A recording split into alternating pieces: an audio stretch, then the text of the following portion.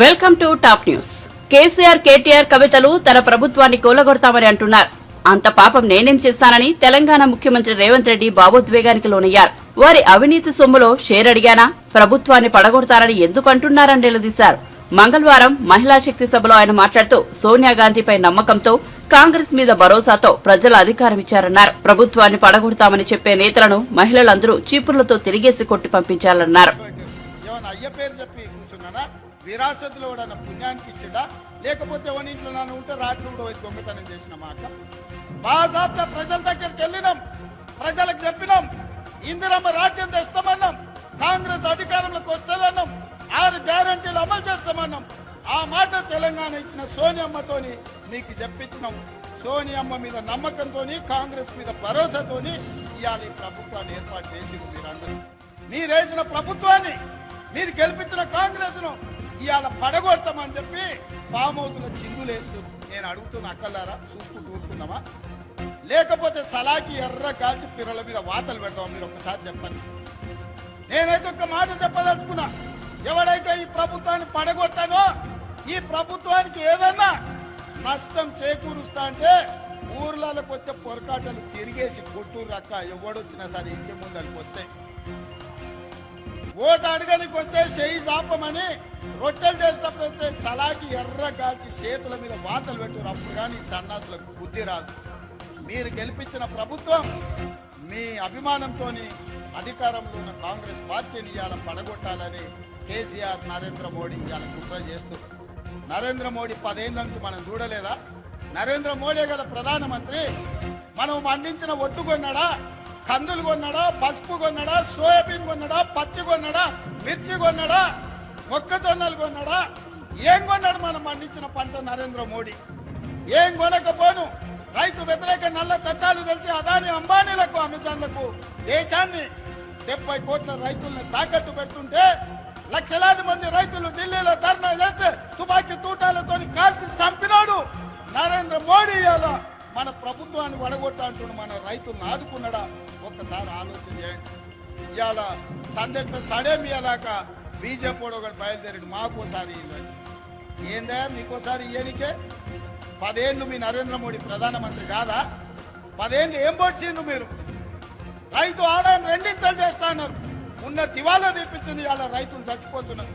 పేద ప్రతి వాడికి 2022 వరకు అందరికి ఇల్లు ఇస్తున్నారు. ఇవాళ ఇండ్లు లేక గుడిసెలలో బతుకుతున్నారు. ఇవాళ ప్రతి పేదవాడి ఖాతాల స్విస్ బ్యాంక్ లో ఉన్న లక్షల కోట్ల రూపాయలు తెచ్చి 15 లక్షల రూపాయలు ప్రతి పేదవాడి ఖాతా వేస్తా అన్నాడు. సిల్లి గవర్నని వేసిందా? ఏ మాట చెప్పి ఏ మాట నిలబెట్టుకున్న నరేంద్ర మోడీ? సంవత్సరానికి 2 కోట్ల ఉద్యోగాలు ఇస్తానన్నాడు. 10 ఏళ్ళు అయింది, 20 కోట్ల ఉద్యోగాలు ఇవ్వాలి. ఒకవేళ 20 కోట్ల ఉద్యోగాలు నరేంద్ర మోడీ ఇస్తే నా తెలంగాణకు 70 లక్షల ఉద్యోగాలు వస్తాయి. 30 లక్షల మంది నిరుద్యోగ యువకులు నమోదు చేయించుకొని రోడ్ల మీద తిరుగుతున్నారు. ఒక్కనికన్నా ఉద్యోగం ఇచ్చిందా నరేంద్ర మోడీ? ఇవాళ అమిత్ షా వచ్చిందంట. ఏం చేస్తావా తెలంగాణ? దోపిడీ చేస్తావా? తెలంగాణలో నీకు ఓట్లు వేయాలన్నా ఏం చేయాలి? పార్లమెంట్లో మీ నరేంద్ర మోడీ తలుపులు మూసి తెలంగాణ ఇచ్చింది సోనియమ్మ అన్నాడు. అవును, బరాబర్ తెలంగాణ రాష్ట్రాన్ని ఇవ్వాలని సోనియమ్మ కంకణం కట్టుకొని పార్లమెంట్ లో తలుపులు మూసి లైవ్లు బంద్ చేసి తెలంగాణ రాష్ట్రం ఇచ్చింది సోనియమ్మ. తెలంగాణ రాష్ట్ర ఏర్పాటుని అవహేళిస్తున్న నరేంద్ర మోడీ తెలంగాణలో ఓట్లు ఎట్లా అడుగుతామని నేను అడుగుతున్నా. తెలంగాణ ప్రజల్ని అవమానించిన తెలంగాణ ప్రజలు ఓట్లేస్తారా? ఇవాళ వీళ్ళిద్దరు కలిసి చీకట్లో ఒప్పందం చేసుకొని వాడు 9 వీడు 4 ఎంపీ అభ్యర్థులను ప్రకటించారు. వాడు ప్రకటించిన దగ్గర వీడు ప్రకటించాడు, వీడు ప్రకటించిన దగ్గర వాడు ప్రకటించాడు. ఎందుకంటే ఎవరికి వాడు విడివిడిగా ప్రచారం చేసుకోవాలి, కాంగ్రెస్ పార్టీని దెబ్బతీయాలి. ఎంతసేపు చీకటి ఒప్పందాలు కేసీఆర్.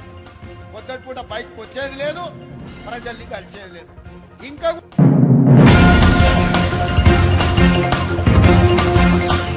రేవంత్ రెడ్డి ముఖ్యమంత్రి అయి ఉండి మాట్లాడే భాష అదేనా? తాను ఉద్యమం సమయంలో మినహా ప్రభుత్వంలో ఉన్నప్పుడు అలాంటి పరుష పదాలు ఉపయోగించలేదని బీఆర్ఎస్ అధినేత మాజీ ముఖ్యమంత్రి కేసీఆర్ అన్నారు. కరీంనగర్ లో బీఆర్ఎస్ నిర్వహించిన కథనవేరి బహిరంగ సభలో ఆయన మాట్లాడుతూ కరీంనగర్ పోరాటాల గడ్డ అని, ఈ గడ్డ నుంచే మనం పోరాటం ప్రారంభించామని గుర్తు చేశారు. ఆ రోజుల్లో తెలంగాణ అనే మాటనే అసెంబ్లీలో మాట్లాడవద్దని ఆంక్షలు ఉండేవన్నారు. తాను కేంద్ర మంత్రి పదవికి రాజీనామా చేసి తెలంగాణ కోసం పోరాడారన్నారు. ఏడు సూర్యులు పెడతాం అని మాట్లాడింది. రైతు బంధు 15,000 వేస్తాం, కళ్యాణ లక్ష్మికి తులం బంగారం కల్పిస్తాం. ఇవాళ నోటికి మొక్కాలే 420 హామీలు ఇచ్చింది, బయలుదేరిండు. ఇవాళ ఏం మాట్లాడుతుండ్రు? రైతు బంధు అడిగితే చెప్పుతో కొడతామంటాడు ఒక మంత్రి. నేను చెప్పిన బిడ్డ, రైతుల చెప్పులు చాలా బందోబస్తుంటాయి, దబ్బన వాళ్ళు అదే పనికెత్తుకుంటే ఏమవుతుంది మీకు గతి అని కూడా నేను చెప్పిన. బందోబస్తు ఉండే ఆ రైతుల చెప్పులు. మంత్రిగా ఉన్న వ్యక్తి రైతు బంధు అడిగితే చెప్పుతో కొట్టుకుంటాడు. ఇంకెవడో సన్నాసిగాడు కూడా అంటాడు. అంటే ఏందన్నట్టు? ఇప్పుడు ఇన్న ముఖ్యమంత్రి ఆయనను 6 గ్యారెంటీలు ఇవ్వయా, కరెంట్ ఎందుకు మాయమైందా, నీళ్ళు ఎందుకు మాయమవుతున్నాయని అడిగితే ఆయన నేను పండబెట్టి తొక్కుతా, పేగులు మెడలేసుకుంటా, పెండ ముఖానికి రాసుకుంటా, చీరుతా, సంపుతా, మానవ బాంబునైతా, మట్టి బాంబునైతా అని మాట్లాడతాడు. ఇంత అసహనమా? ఒక ముఖ్యమంత్రి మాట్లాడవలసిన భాషనా ఇది? పద్ధత? తెలంగాణ రాష్ట్రానికి, సమాజానికి ఇది ఒక గౌరవమా? దయచేసి ప్రజలు ఆలోచించాలని చెప్పి నేను కోరుతా ఉన్నా. ఈ కరీంనగర్ గడ్డ నుంచి యావత్తు తెలంగాణ ప్రజానీకానికి నేను పిలిపిస్తా ఉన్నా. తెలంగాణ ముఖ్యమంత్రి అంటే తెలంగాణ మాట్లాడే మాటలు, ఆ ముఖ్యమంత్రి మాట్లాడే మాటలు, ఎవరన్నా ముఖ్యమంత్రి పదవులు ఉన్న వ్యక్తి మేము మానవ బాంబులం అయితే మనం మాట్లాడొచ్చునా?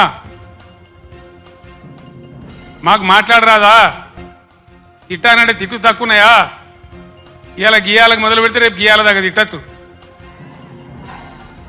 నేను మాట్లాడినా, తెలంగాణ ఉద్యమంలో మాట్లాడినా, తెలంగాణ వ్యతిరేకించిన వాళ్ళను దద్దమ్మలు అన్నా, సన్నాసులు అన్నా, సమైక్యవాదం, సమగ్రాభివృద్ధి అంటే సన్నాసులారా ఏది రాని మాట్లాడినా. కానీ ఈ విధంగా 10 ఏళ్ల ముఖ్యమంత్రికి ఉన్నప్పుడు నా నోటి నుంచి ఒక్క రోజన్నా, ఒక సందర్భములన్నా ఇటువంటి దురుసు మాటలు మీరు విన్నరా? దయచేసి ఆలోచన చేయాలని నేను చెప్పేది చాలా సీరియస్ మాట. ఎందుకంటే తెలంగాణ రాష్ట్రం తెచ్చుకున్నాం, 10 ఏళ్ళు బ్రహ్మాండమైన పాలన చేసినాం. మీ అందరికీ తెలుసు, తెలంగాణ వచ్చినాడు కొత్త కుండల ఈగదు వచ్చినట్టు. దిక్కు దిశ లేదు, బడ్జెట్ ఎంతో తెలియదు, కరెంటు లేదు, కాలిపోయే మోటార్లు, పేలిపోయే ట్రాన్స్ఫార్మర్లు, మంచినీళ్ళకు అన్నమో రామచంద్ర, రాష్ట్ర వ్యాప్తంగా చేనేత కార్మికుల ఆకలి చావులు, రైతుల ఆత్మహత్యలు, అప్పుల బాధ భరించలేక ఒక భయంకరమైన పరిస్థితులలో ఈ రాష్ట్ర ప్రజలు నన్ను ముఖ్యమంత్రి చేసిన మీరందరూ కలిసి. నేనేమన్నా అన్నానా? ఆంధ్ర వాళ్ళు మోసం చేసిపోయినారు, డబ్బులు లేవు, ఖజానా ఖాళీ అని నా నోట్ల నుంచి ఎప్పుడన్నా మీరు విన్నారా?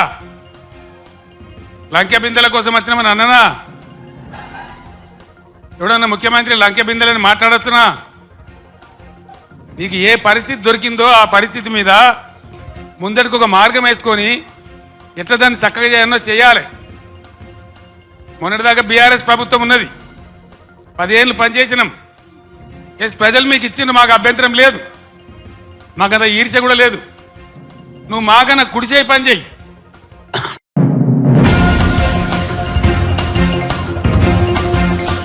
రాజకీయాల్లో యుద్ధమే ఉంటుంది, బంధుత్వాలు ఉండవని జనసేన అధినేత పవన్ కళ్యాణ్ అన్నారు. భీమవరం మాజీ ఎమ్మెల్యే పులపర్తి రామాంజనేయులు జనసేన పార్టీలో చేరారు. మంగళగిరిలోని పార్టీ కార్యాలయంలో ఏర్పాటు చేసిన కార్యక్రమంలో పవన్ మాట్లాడారు. ఉండటానికి ఒక నివాసం అడిగాను భీమవరం. నేను ఒకటి నిర్ణయించుకున్నాను, భీమవరం జనసేన పార్టీ ఆఫీసు ప్రారంభిస్తాం. మంది ఇస్తామని వచ్చినా కానీ స్థానిక ఎమ్మెల్యే దౌర్జన్యం వల్ల, భయాల వల్ల సంతకాల దాకా వచ్చి వెనక్కి వెళ్ళిపోయేవాళ్ళు. ఒక ఎమ్మెల్యే అభ్యర్థిగా పోటీ చేసిన నాకే స్థానం ఇవ్వడానికి ఇంత భయపడుతున్నారంటే ఏ స్థాయిలో గుండాయిజం, రౌడిజం ఉందని.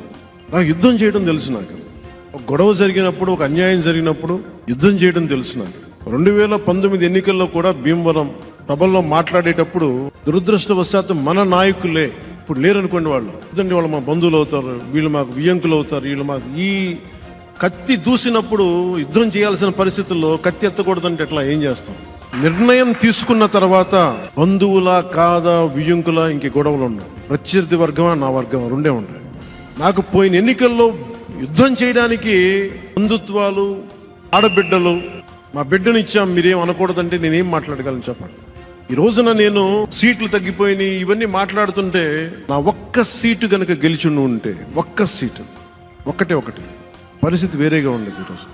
ఈ రోజున ఒక నవశకం ప్రారంభించాం, ఒక ఇంపాసిబుల్ అలయన్స్. అది ఎమ్మెల్యేగా ఓడిపోయిన వ్యక్తి, భీమవరంలో ఎమ్మెల్యేగా ఓడిపోయిన వ్యక్తి ఈ అలయన్స్ ముందుకు తీసుకెళ్లడంలో కీలకమైన వ్యక్తి అయ్యాడు.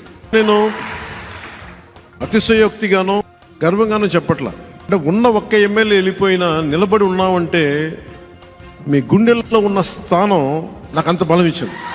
ఈ 5 సంవత్సరాలు మనందరం కూడా రకరకాల కేసులు ఎదుర్కొన్నాం.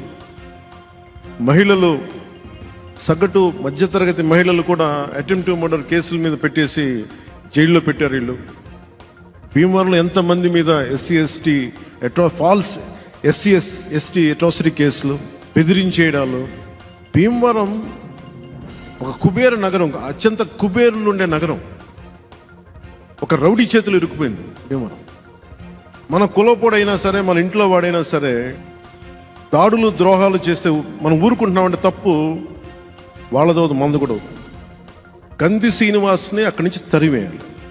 ఒక వీధి రౌడీని ఎమ్మెల్యే చేస్తే ఏ స్థాయికి వచ్చిందో ఈ రోజున భీమవరం చిన్న నిమ్మకాయ సోడా అమ్ముకునే వ్యక్తులు కూడా బెదిరించే స్థాయికి వెళ్ళిపోయి పార్టీ పెట్టడానికి సొంత నన్ను కాదని బయటకు వచ్చాను. గుర్తుపెట్టుకో, కాదనే వచ్చాను, ఆయన ఇబ్బంది పెట్టే వచ్చాను నాకు తెలుసు. కానీ నేను ఆశయం మీద నిలబడితే, కొట్లాడితే ముందు వెనక చూడండి. మన ఎవరు నన్ను ఆపడానికి రాళ్ళు గీళ్ళు వేయడానికి నా మీద సిద్ధపడ్డారు. మనం అలాంటి రౌడీ మూకలకు కూడా చెప్తా ఉన్నాం, ఎంత పద్ధతిగా మాట్లాడుతానో, ఎంత పాలసీ మేకింగ్ గురించి మాట్లాడుతానో. మీరు గొడవలకి సై అంటే దానికి రెండింతలు సై అని చెప్తాను. గుర్తుపెట్టు. భీమవరంకి వస్తాను, ఈసారి మీరు నా మీద దాడి చేయండి, నేను చూస్తాను. జగన్ కా యుద్ధం ఇద్దాం. జగన్ తాలూకు జలగలు ఏవైతే ఉన్నాయో ప్రతి చోట ఆ జలగలు తీసి పడేస్తాం, భీమవరంలో ఉండే జలగతో సహా. వ్యూహమే ఉండుంటే, నాకు వ్యూహం అంతా దేశం మీద ఉంటుంది, లేదంటే రాష్ట్రం మీద ఉంటుంది. కానీ నా గెలుపు మీద ఎప్పుడు లేదు. నిజంగా నా గెలుపు మీద కానీ మనసు పెట్టిండుంటే నాకు ఈరోజు పరిస్థితి వచ్చినది కాదు. నేనేమనుకున్నాను, నేను అందరి గురించి ఆలోచించినప్పుడు నా గెలుపు కోసం కొద్దిమంది ఆలోచిస్తారులే అనుకున్నాను. ఆలోచించారు కానీ నా సమూహం సరిపోలే. ఈసారి తప్పు లేకుండా చూసుకుందాం ఒకసారి. జగన్ తాలూకు పార్టీని పక్కన పెట్టకపోతే రాష్ట్రానికి కాదు దేశానికే హాని. అది ఒక్కడి దగ్గర ఇన్ని వేల కోట్ల డబ్బు, ఇంత కిరాయి సైన్యం. భీమవరాన్ని నేను వదలను. నాది రౌడిజం పోవాలి అక్కడి నుంచి. ఇక్కడ జగన్ పోవాలి, అక్కడ గంధిసీన్ పోవాలి. వైసీపీ విముక్త ఆంధ్రప్రదేశ్ ఏదైతే కోరుకున్నానో సరిగ్గా మే 15 లోపు జరిగిపోతుంది.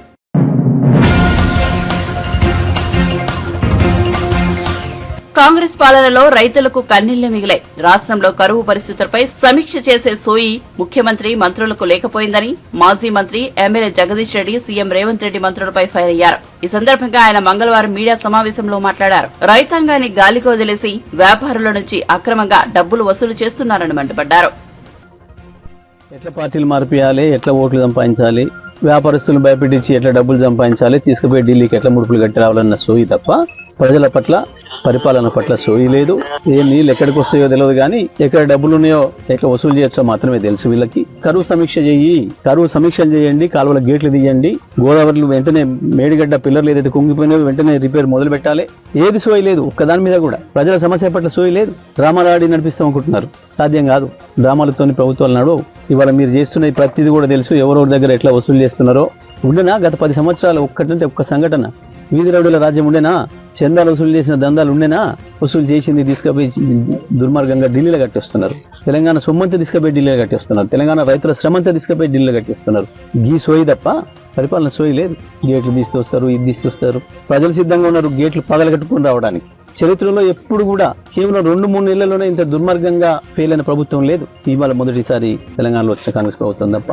ఏదేమైనప్పుడు కూడా నేను ఇప్పటికీ మళ్ళీ డిమాండ్ చేస్తా ఉన్నా, తెలంగాణ నల్గొండ జిల్లా రైతాంగం తరఫున వెంటనే మీ పరపతి ఉపయోగించి కర్ణాటక నుంచి ఏ ముఖ్యమంత్రి, ఏ ఉప ముఖ్యమంత్రి, మంత్రులు వచ్చి కర్ణాటక నుంచి ఇక్కడికి వచ్చి ఓట్లు వేయండి, కాంగ్రెస్ పార్టీకి మేము ప్రభుత్వం మంచి ప్రభుత్వం అందిస్తామని చెప్పిపోయినరో వాళ్ళ నుంచి తీసుకురండి నీళ్లు. అక్కడ ఉన్నాయి నీళ్లు, చేతనైతే దమ్ముంటే గది తీసుకురా. గా గేట్లు ఓపెన్ చేయి, నారాయణపూర్ అనబట్టి గేట్లు ఓపెన్.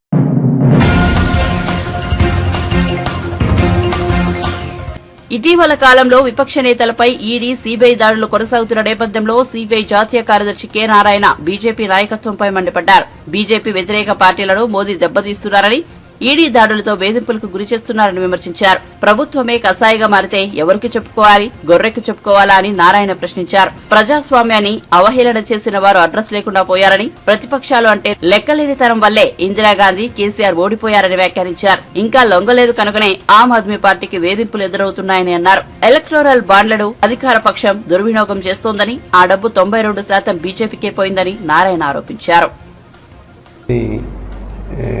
మార్గానికి రావాలి. ఎందుకు బ్లాక్మెయిల్ చేయాలి రాజకీయ పార్టీ? కేసీఆర్ని బ్లాక్మెయిల్ చేశాడు, పోయా. ఆయన బ్లాక్మెయిల్ చేశాడు, కూతురిని బయట పెట్టాడు, ఆయన ఓడిపోయాడు. ఇప్పుడేమంటాడు అమిత్ షా?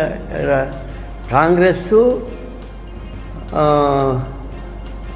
వైసీపీ అన్నాడు, టీఆర్ఎస్, అది బీఆర్ఎస్, వీళ్ళంతా ఒకటే అంటున్నాడు. ఒకవైపున ఎట్ట సాధ్యం అవుతుంది? కాంగ్రెస్ పార్టీ వెనక మనం గెలిచింది. కాంగ్రెస్ పార్టీ బీఆర్ఎస్ ఒకటి ఎట్ట అవుతుంది? ఒకటి ఎట్ట అవుతుంది? తలకే ఉండాలి చెప్పడానికి. బీఆర్ఎస్ మీ సంఖ్యలో ఉంది, కాంగ్రెస్కి ఫైట్ చేస్తుంది, ఇండియా కూటమిలో ఉంది. అంటే అబద్ధాలు చెప్పడానికి కొంచెం ఉండాలి కదా హోమ్ మినిస్టర్ స్థాయిలో.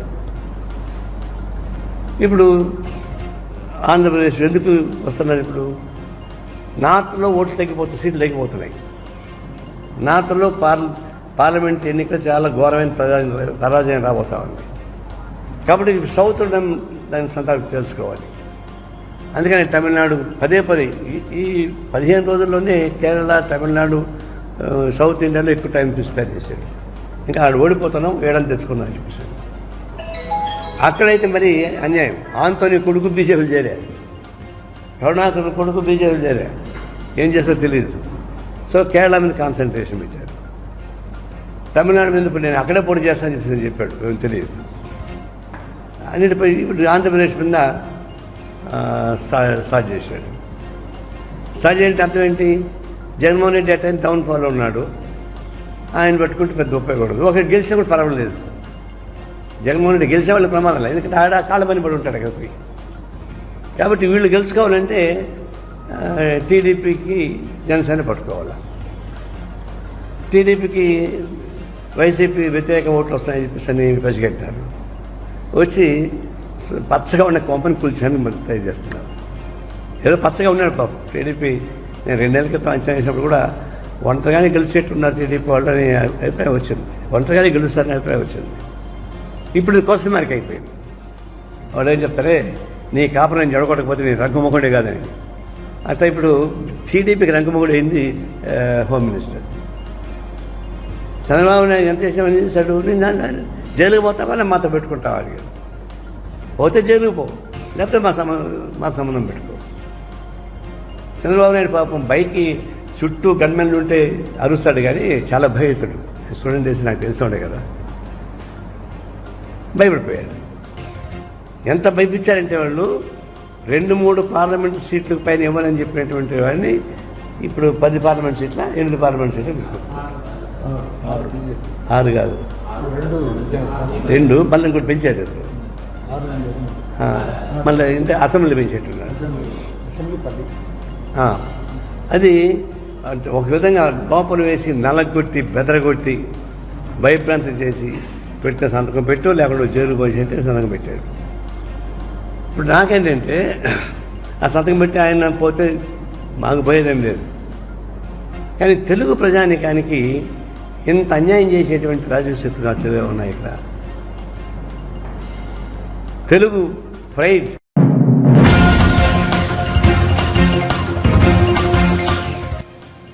తెలంగాణ ముఖ్యమంత్రి రేవంత్ రెడ్డి మంగళవారం టీసేఫ్ యాప్ ను ప్రారంభించారు. మహిళల ప్రయాణ భద్రత కోసం ఈ యాప్ ను రూపొందించారు. అన్ని రకాల మొబైల్ ఫోన్లకు ఇది అనుకూలంగా ఉండేలా తీర్చిదిద్దారు. ఈ యాప్ ద్వారా మహిళల ప్రయాణ భద్రతను పోలీసులు పర్యవేక్షించవచ్చు. సచివాలయంలో ప్రారంభించిన ఈ కార్యక్రమంలో పలువురు మంత్రులు, అధికారులు పాల్గొన్నారు.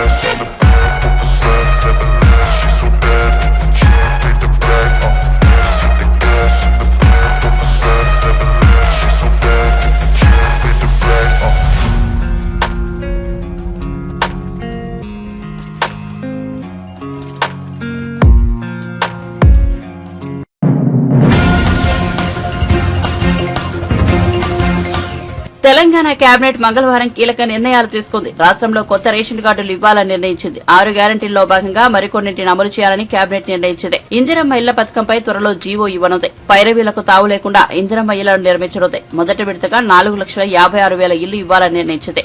మహిళా సంఘాలకు ప్రతి సంవత్సరం వడ్డీ లేని రుణాలు, 10 లక్షల వరకు బీమా సౌకర్యం కల్పించాలని కేబినెట్ తీర్మానం చేసింది. 16 బీసీ కార్పొరేషన్ల ఏర్పాటుకు ఆమోదం తెలిపింది. హౌసింగ్ కార్పొరేషన్ పునరుద్దరణకు కేబినెట్ పచ్చజెండా ఊపింది. చారిత్రాత్మక దినం. ప్రధానమైనటువంటి వృత్తిపరమైన కులాలకు సంబంధించి గతంలో కార్పొరేషన్ లేవు. ఈరోజు గౌరవ ముఖ్యమంత్రి గారి అధ్యక్షతతో జరిగినటువంటి కేబినెట్ మంత్రులందరూ ఏకగ్రీవంగా రాష్ట్రంలో ఉన్న ప్రధాన కులవృత్తులు చేసుకునే సందర్భంలో మోడరేషన్, సాంకేతికమైనటువంటి మార్పులు జరుగుతున్నప్పుడు వాళ్ళని ఆర్థికంగా ఎదగడానికి, ఉపాధి అవకాశాలను మెరుగుపరచుకోవడానికి తోడ్పడాలనేటువంటి సాంకేతికత్వాన్ని జోడించడానికి ప్రత్యేకించి ముదిరాజు కార్పొరేషన్ ఏర్పాటు చేయడం కానీ, అంటే వాళ్ళ వృత్తికి సంబంధించిన యుద్ధంలో జరుగుతున్న అన్ని కూడా కార్పొరేషన్ ద్వారా జరగాలి. పేరుకే గత ప్రభుత్వంలో కార్పొరేషన్లు ఉన్నాయి. ఇప్పుడు కార్పొరేషన్లకు సంబంధించి ఆ విధంగా కాదు, వాటి విధి విధానాలు, నిధుల కేటాయింపు, ఆయా వర్గాలకు న్యాయం చేయాలనే ఆలోచనతో ఈ రోజు ఏర్పాటు చేసిన కార్పొరేషన్ల పేర్లను ముదిరాజ్ కార్పొరేషన్, యాదవ కుర్మ corporation, Munnuru Kapu corporation, Padmashali corporation, Perika పురిగిరి క్షత్రియ కార్పొరేషన్, లింగాయత్ బలిజ కార్పొరేషన్, మేర కార్పొరేషన్, గంగపుత్ర కార్పొరేషన్ ఏర్పాటు చేయడంతో పాటుగా చాలా కాలంగా ఈబీసీల కోసం ప్రత్యేక సంక్షేమ బోర్డు కావాలనేటువంటి ఒక డిమాండ్ ఉంది. దాన్ని కూడా ఏర్పాటు చేస్తా ఉన్నాం. అదేవిధంగా ఆర్థికంగా వెనుకబడ్డ ఈబీసీలు అయినట్టు రెడ్డిల కోసం కూడా ఒక రెడ్డి కార్పొరేషన్ ఏర్పాటు చేయడంతో పాటుగా ఈబీసీలుగా ఉన్నటువంటి అనేక మంది వైశ్య సోదరులు ఏ జిల్లాకి వెళ్ళినా కూడా 100 రోజులు ఉత్పత్తి చేస్తూ ఉంటాయి. ఆ ఈబీసీలకు సంబంధించినటువంటి వైశ్య కార్పొరేషన్ కూడా ఈరోజు కేబినెట్ ఆమోదం చెప్పింది. వీటితో పాటుగా మాదిగ ఉప కులాలకు సంబంధించి కూడా ప్రత్యేకమైనటువంటి అభివృద్ధి, శ్రద్ధ, ఇతరత్ర అందులో ఉన్న కులవృత్తులకు కూడా ప్రోత్సాహం, సాంకేతికత్వం ఇవ్వాలని మాదిగ ఉప కులాల కార్పొరేషన్, మాల ఉప కులాలకు సంబంధించిన కార్పొరేషన్ వేయడం జరిగింది. అదేవిధంగా వేరువేరుగా అదేవిధంగా గిరిజనులకు సంబంధించి కొమరం భీం పేరు మీద ఆదివాసీ కమిషన్ కార్పొరేషన్, అదేవిధంగా సంత్ సేవాలాల్ లంబాడా కార్పొరేషన్, అదేవిధంగా ఏకలవ్య కార్పొరేషన్ లో ఇరకాల మిగతా ఇతరత్ర ఉన్నటువంటి ఉప కులాలన్నీ కలిపి ఆ కార్పొరేషన్ ఏర్పాటు చేయడం జరిగింది. దీంతో వల్ల తెలంగాణలో ఉన్నటువంటి అనేక మంది బలహీన వర్గాలకు సంబంధించి ఇప్పటికే ఎంపీసీల కార్పొరేషన్ ఉంది కాబట్టి దాన్ని కూడా ప్రతిష్టాత్మకంగా, ఇప్పుడు గతంలో నిర్లక్ష్యం కాబట్టి మీకు తెలుసు 1000 కోట్లు ఇచ్చి 1000 రూపాయలు కూడా ఖర్చు చేయనటువంటి పరిస్థితి. కానీ ఈరోజు ఆ విధంగా లేకుండా ఇప్పటికే కులగణన సర్వే ద్వారా జనాభా ప్రాతిపదికన నిధుల కేటాయింపు కానీ ఇతరత్ర అంశాలు జరగాలనేటువంటి సంకల్పంతో మా నాయకుడు రాహుల్ గాంధీ గారు కూడా అనేక సందర్భాల్లో జితుల ఆబాది ఇతర ఇచ్చేదారని చెప్తున్న సందర్భంగా ఈ రాష్ట్రంలో ముఖ్యమంత్రి రేవంత్ రెడ్డి గారి నాయకత్వంలో ఉప ముఖ్యమంత్రి గారు బట్టి విక్రమార్క గారు అదేవిధంగా మొత్తం మంత్రులంతా కలిసి బలహీన వర్గాల వరకు ఒక ప్రత్యేకమైనటువంటి అభివృద్ధి ప్రణాళిక చేయాలనేటువంటి ఆలోచనతో ఈ కార్యక్రమం తీసుకున్నారు. దానిలో భాగంగా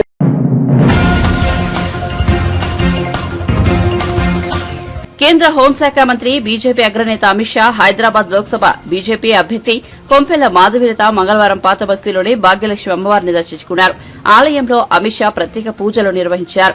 అమిత్ షా పర్యటన నేపథ్యంలో చార్మినార్ పరిసర ప్రాంతాల్లో కట్టుదిట్టమైన భద్రతను ఏర్పాటు చేశారు. అమిత్ షా మాధవీలతలకు ఆలయ పూజారులు వేద మంత్రాలతో ఆహ్వానం పలికారు.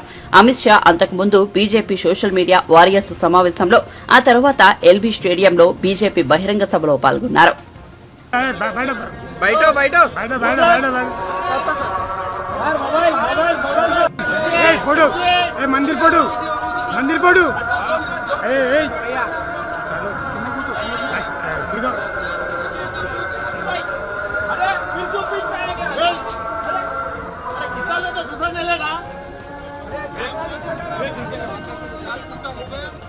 भाई फोटोग्राफर हट जाओ ना जी।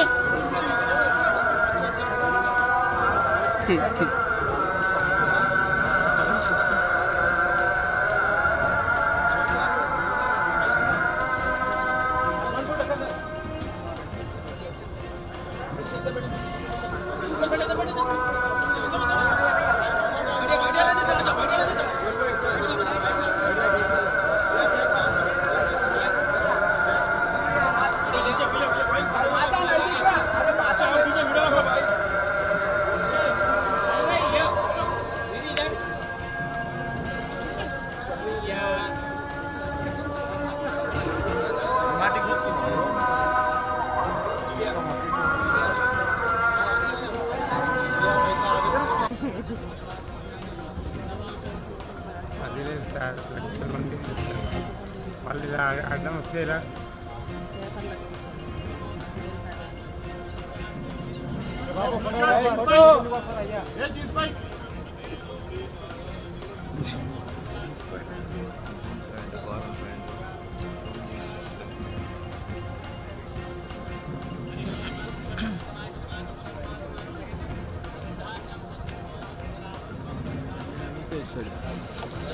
అరే అన్నా అన్నా అన్నా అన్నా అన్నా అన్నా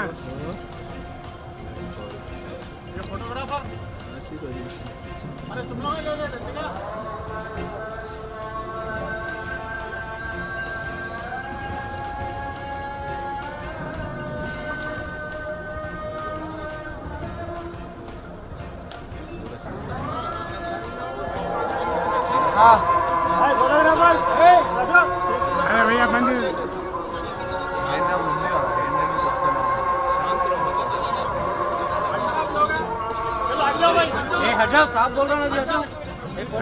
बैठो बैठो बैठो बैठो फोटो मंदिर फोटो मंदिर फोटो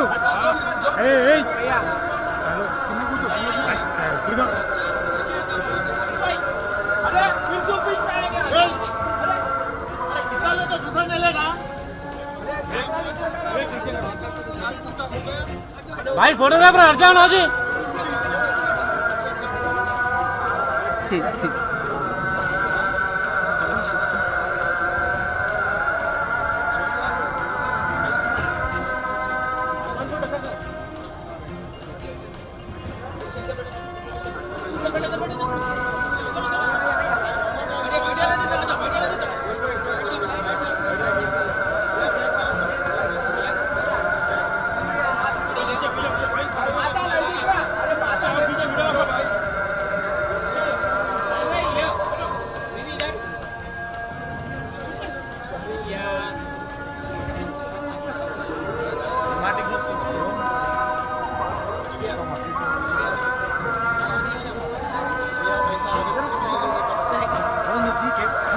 हेलो हम लोग वीडियो डाउन जाए कैमरा